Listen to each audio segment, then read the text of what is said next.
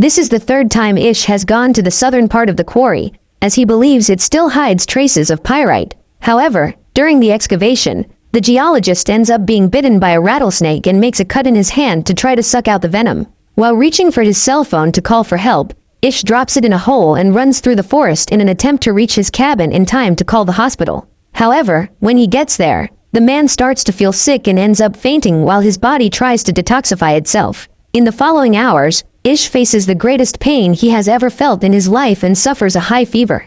When he wakes up and looks at his hand, he sees the limb is completely swollen, but he still can't get up to ask for help. That night, Ish notices two men trying to break into his house, but when they realize that the inhabitant of the hut is ill, the guys decide to leave without coming to his aid. For a few days, Ish lies between life and elimination in bed, but when he finally manages to get up, he realizes that the wound on his hand has practically healed. After drinking a few sips of water, the geologist goes back to bed and sleeps a little longer until the next morning, when he realizes that he is completely cured.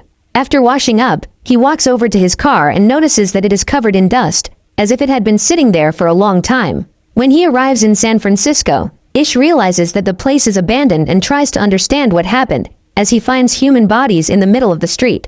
As he walks along the road, he comes across military vehicles and forgotten bodies inside cars.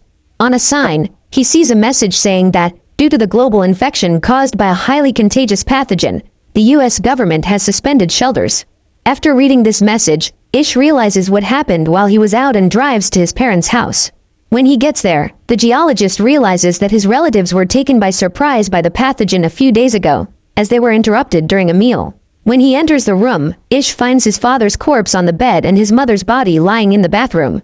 After crying for a few minutes, he digs a big hole in the garden to bury his parents and says goodbye to them. That night, Ish has the chance to sleep in his old room and, in the morning, he decides to go to the church, where he finds the bodies of dozens of believers who went there in the hope of being saved by God.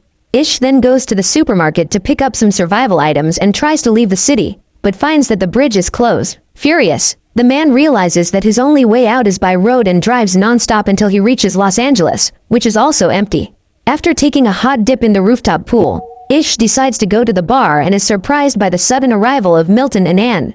When he realizes that the geologist is somewhat oblivious to everything that has happened in the last 3 weeks, Milton shows him a video explaining the details of the infection that has taken the lives of millions of people. A few days ago, Milton and Anne met in that same hotel, and since then they've been drowning their sorrows in drink, trying to forget the people they've lost. The next morning, the 3 survivors eat a meal prepared by Milton, and Ish reveals that he plans to go out in search of other survivors. At this point, the geologist discovers that his companions have a very well-structured plan on how they intend to put an end to everything. It seems that the hotel's generator will continue to run for a few weeks and, until then, they will have an unlimited supply of food and drink. However, when the power is cut, all the perks will also cease to exist and the duo will be able to leave this world quickly by firing a gun. Upon hearing this, Ish wonders why they don't go out into the world to look for other ways to survive, but after everything they've been through, neither of them intends to live much longer, as they both see no point in being alive. When he realizes that they are both doomed to perish in that hotel, Ish decides to leave so as not to go mad with them and drives aimlessly for several kilometers. Frustrated, the man puts his foot down on the accelerator and only brakes when he sees a dog standing in the middle of the road. Ish decides to adopt the animal and names him Lucky. After putting the dog in the car, the geologist drives back to his city and decides to stop at a library, where he selects books on the most different subjects to study. Without knowing what the future will hold, Ish decides to spend his last days, months or years at his parents' house with Lucky and creates a new routine alongside his dog. For a year, the pair manage to hold it together and Ish does everything in his power not to go mad, despite having a few flashes of insanity. As a young man, the geologist used to consider solitude a great blessing, but now that he doesn't have the option of seeing other people, he realizes that loneliness is one of the worst condemnations. One day, looking at the horizon, Ish sees a trail of smoke coming out of a chimney and his hope, which had been dormant, is ignited again. That afternoon, he decides to go to the house and meets Emma. When she sees him, the woman gets scared and grabs her shotgun to defend herself. However, when she realizes that Ish is not a threat, she decides to welcome him into her home and tells him that she arrived in the city a few days ago. While having tea with her guest, Emma tells a little about her journey to San Francisco and invites Ish to spend a night in the house. The next morning, instead of leaving and continuing on his way alone, the man invites Emma to move in with him. so they can both help each other and keep each other company. After taking a look around her new home, Emma checks the quality of the soil in the garden to see if it is suitable for planting. At this point, Ish rushes to cut the rope he had hung from the ceiling, because now that he has found someone else, he can see the point in continuing to live. Looking through the pantry, Emma realizes that there is a rat infestation in the house and Ish accompanies her to the nearest supermarket to buy poison. When they arrive at the store, the couple split up with 2 trolleys to get everything they need, and Emma is a little startled to see the body of a mother and her child lying on the floor. Even after everything she has been through in recent months, the woman has never got used to all those bodies around and is willing to fight for their survival to the end. In a few days, Emma and Ish are already completely adapted to each other, as if they had always been together. Over time, they build a strong relationship of mutual trust and significantly improve their quality of life. Excited to build a new family with Emma, Ish goes after solar panels to ensure the house's electricity supply and ends up having an accident and breaking his foot. Luckily, he can count on Emma's help to treat the wound, and the woman reveals that she misses being around other people. When Ish gets better, Emma tells him she's pregnant, but the geologist doesn't take this information very well. His concern is that he won't be able to guarantee his wife's safety during childbirth or give his son a dignified life. However, Emma manages to reassure him, and, the very next day, Ish goes to the library to look for books on obstetrics, as his wife won't have the support of a hospital with trained professionals when it comes to giving birth. Over the next few months, Emma strives to maintain a balanced diet, but one day she feels a craving for meat, so her husband goes out hunting. Despite feeling bad about having to shoot a cow, Ish does what is necessary to feed his family and follows the instructions in a book to separate the pieces of meat. While doing the work, Ish begins to feel ill and needs time to recover before continuing.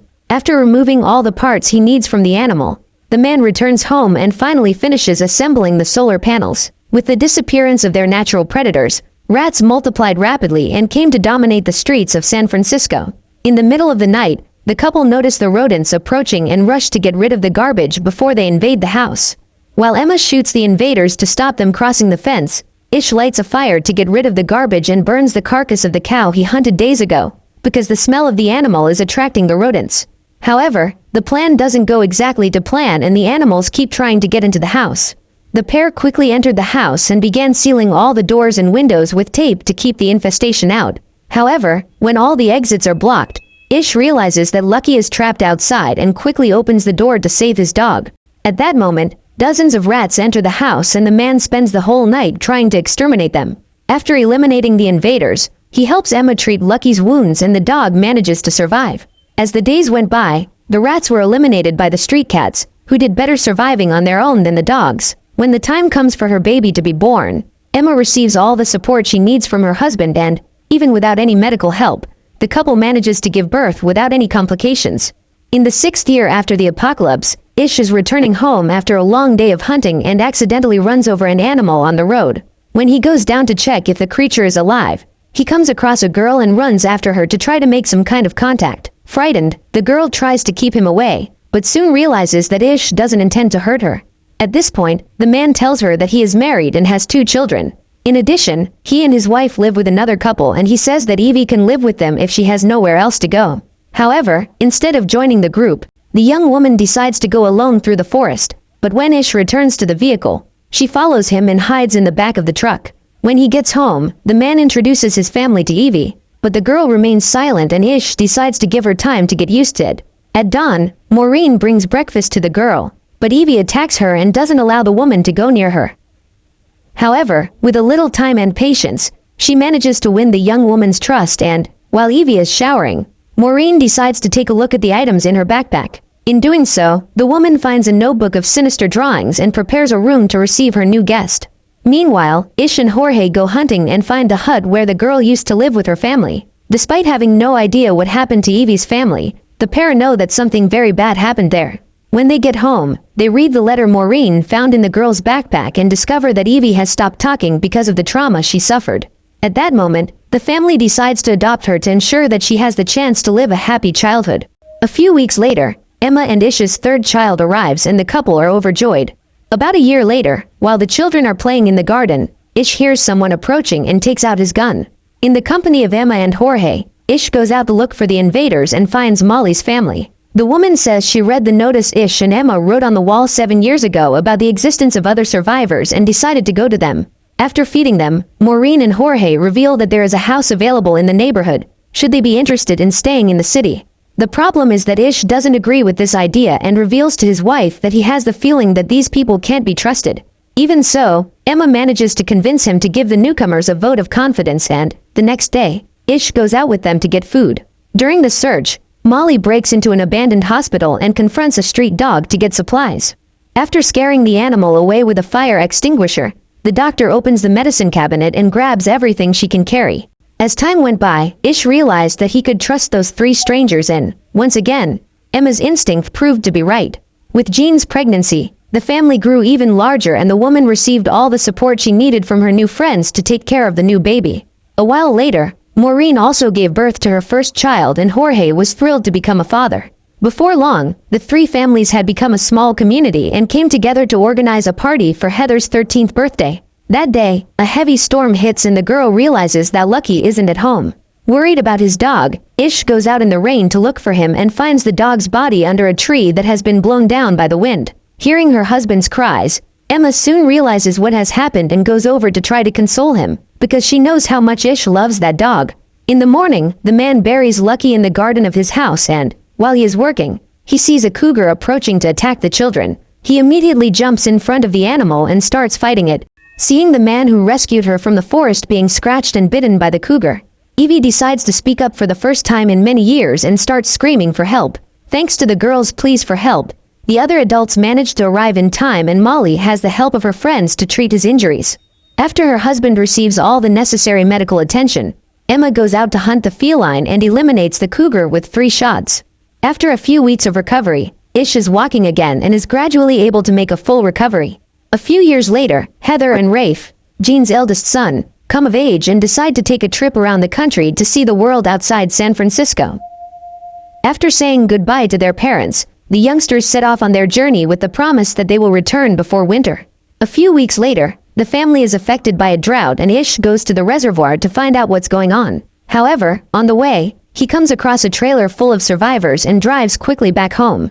As he is always on the alert, Ish finds it difficult to trust strangers, but Charlie follows him and tries to make friends with them. After introducing himself, the man asks if Ish and his family can have them for at least that night and Emma invites them to dinner. During the conversation, Charlie reveals that he has a drill and is willing to use it to dig a well on the property. Over the next 3 days, the man and his team work hard to find water and, in return, Charlie asks for Ish's help to stock up on fuel so that his tribe can continue their journey when the well is ready. However, on observing the behavior of his visitors, Ish begins to suspect that they are planning to take possession of the land and sets off a warning signal. However, when he tells Emma about his mistrust, the woman scolds him and says that Ish needs to learn to trust people a little more. In an attempt to clear his head and organize his thoughts, the man decides to take a walk in the forest alone and ends up getting lost. As night falls, Emma begins to worry, so she prepares to go out and look for him. However, just as she's about to leave, Ish shows up and gets a scolding from his wife. However, when she realizes that her husband needed some time alone to clear his head, Emma decides to forgive him for the scare he caused and begins to believe that he might be right about Charlie. The next morning, the men of the family continue their mission to dig the well and, after several days of work, they finally manage to find water. However, Ish's joy is destroyed when his suspicions are confirmed and Charlie reveals that he doesn't intend to leave. That night, after the celebrations, the man attacks Evie in the barn and, on hearing the girl's screams, Ish rushes to help her. Furious, he meets with his family and they all try to agree on what to do now that they know Charlie is a predator. When she is informed of what has happened, Emma doesn't think twice before coming to the conclusion that Charlie must be eliminated and she has the support of all her friends. With his hammer in hand, Ish goes to Charlie's trailer to ask him to leave the property, but the man refuses. Just then, Emma and her family show up wielding guns and Charlie mocks them. Seeing the man so sure of harming his family and believing that he will get away with it, Ish revolts and strikes him with his hammer. That night, Charlie is eliminated with numerous blows to the head and his body is dumped in the ocean. In the morning, Ish and Emma go to break the news to the members of Charlie's team and give them the option of staying or leaving with Silas. Everyone there knew the dubious character of their leader, so no one objected to what happened to Charlie and turned their backs on his best friend. After being expelled from the community, Silas leaves, but returns a few hours later begging to be accepted into the group. However, Ish refuses to accept him because he knows that Silas was Charlie's accomplice and intended to help him take possession of the land. 3 years pass and, just when everything seemed fine, Joey, Ish and Emma's youngest son, begins to show symptoms of the same disease that almost drove humanity to extinction. Before long, the pathogen spreads to other members of the community and Molly enlists the help of the most resistant to treat the weakest. Despite facing the pain of seeing his son ill, Ish is overjoyed when he learns that Heather has returned home safely. The problem is that, during the trip, Rafe ended up losing his life and, on hearing this, Ish begins to believe that he is being punished for taking Charlie's life. In an attempt to get medicine for his friends and family, the man crosses the San Francisco Bridge on his bicycle and breaks into an abandoned hospital. Before leaving, Ish enters the chapel and prays for forgiveness for the crime he committed. Despite what he has done, he doesn't believe that his children should pay for his mistakes, so he begs to be taken in Joey's place. When she learns that her firstborn will never return home, Jean asks what happened to him and Heather tells her that during the trip they found some arrows drawn in red. Along the way, the two youngsters realized that their search for people was taking them much further than they had planned, so they decided to return home. However, before making the return journey, the couple decided to camp on top of a hill to rest and were approached by a thief who wanted to take all their food.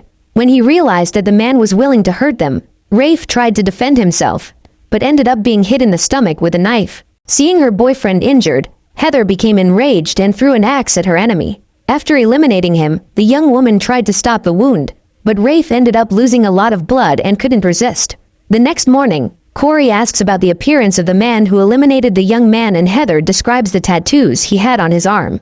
At that moment, Corey realizes that it was Silas who attacked them, but decides to keep this information to himself. Meanwhile, Ish continues to do everything he can to save his son. Everyone in the camp who was infected is already recovering, except Joey, who is getting worse every day. One day, after being bedridden for a few weeks, the young man ends up not resisting and Ish loses himself in the pain of mourning. After erasing the note Emma wrote on the wall, he drives to the library and starts destroying everything he comes across, because that was Joey's favorite place. However, with time and the support of his wife, Ish manages to move on and regain hope for a promising future. One day, during a solitary walk in the forest, the geologist has the chance to contemplate a beautiful sunset and then realizes that what he had hoped for has happened. The earth has healed. The year after the loss of his son, Ish finds an old diary of Joey's in which the young man documents all his genius. Even though he didn't have the chance to go to university, he was able to design the prototype of a radio frequency transformer and various other devices that only existed in the modern world, which he never had access to. Reading some of the thoughts his son had recorded in that notebook, Ish discovered that the young man's dream was to meet other survivors and share his inventions with them. So, in an attempt to honor his son's memory, the geologist decides to use Joey's notes to build a radio device in order to find out if there are more people scattered around the planet. With the help of his friends, Ish manages to get the project off the ground and spends several hours a day trying to get in touch with another colony. Seeing her husband obsessed with the new project, Emma decides to take him out for some fun, so she organizes a baseball game with her friends. After their departure, Heather comments on the arrows she found during the trip, which she and Rafe followed for months.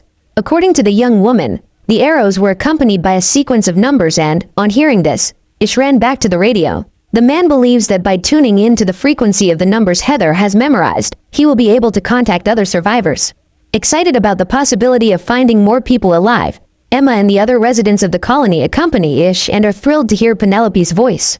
The woman reveals that she lives in a community of 77 people in Point Lobo. It used to be a state park less than 160 kilometers from San Francisco. In the following weeks, Ish and his friends organized themselves to travel there and joined the people of that community to form a single colony that was even bigger and stronger.